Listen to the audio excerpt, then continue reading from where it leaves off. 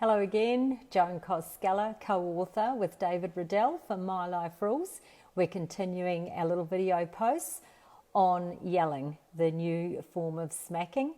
But what's really underneath the yelling are you and your particular buttons and your unbearable feelings. So keep following us through, because at the end I'm going to put up a list of the common unbearable feelings and also some very powerful truth coaches which are designed to start to help you to remove or downgrade that unbearable feeling so that it's just uncomfortable. When it's uncomfortable, you can navigate around it, and it's a bit like just riding through a bit of a wave. But when it's unbearable, it's like a tidal wave that just smashes you, and you choose a response that you actually have chosen so quickly you don't realize it is yourself. You know, no one can make you angry, but you choose it so quickly when there's an unbearable feeling involved that you don't realize you've chosen it all by yourself. We blame it on somebody else. So we want to have a look at a really nasty one today. This is the unheard, misunderstood, misjudged button.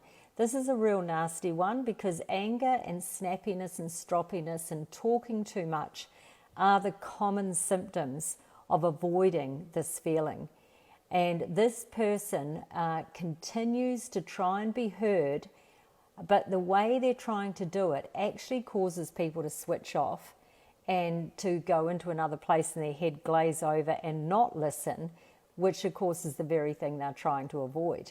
So here are some of the symptoms that a person with this unbearable feeling will be doing.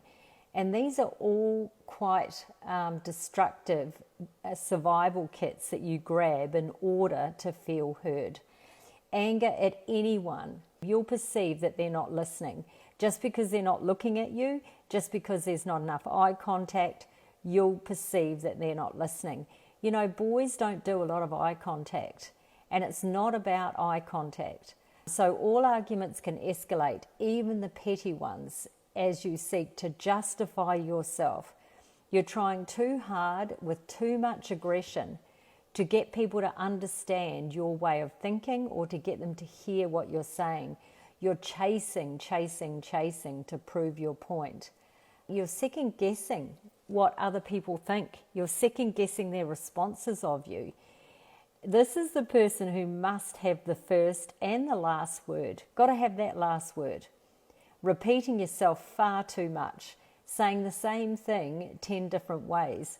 You know, this is the person when they call a family meeting that everybody dreads it, because the family meeting is going to go on and on and on while you're just saying the same thing in 5 or 6 different ways, convinced that people aren't really hearing you.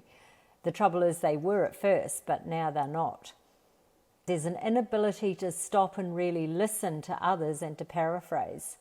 Following people around, you're following them around the house. Look at me, are you listening, are you listening?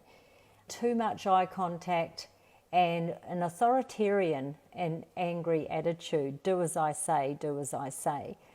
I was in the supermarket one day and I was just so disturbed to see this little under 2-year-old in a pushchair with the mother in its face going, "Are you listening to me?" And you know, there is no dignity for that mother. The whole supermarket could hear, and this under 2-year-old's trust is being damaged. And this is all because of an unbearable feeling of being unheard. What are you going to do? You've got to stop, breathe, think, and check in with your child. Stop, breathe, and think, and say, is the next thing I'm going to say or do going to damage trust or not?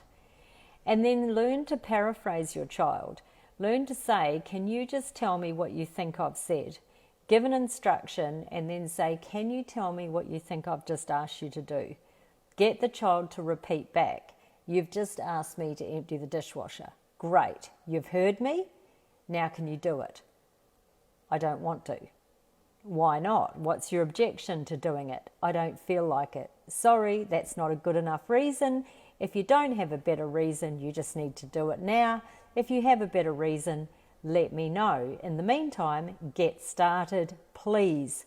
Use your authoritative voice, but use it calmly and use it with dignity. Then you're going to have far more success. It takes a little while because the child's going to wonder whether you've really changed your way or not. But remember, you lose your dignity when you grab anger.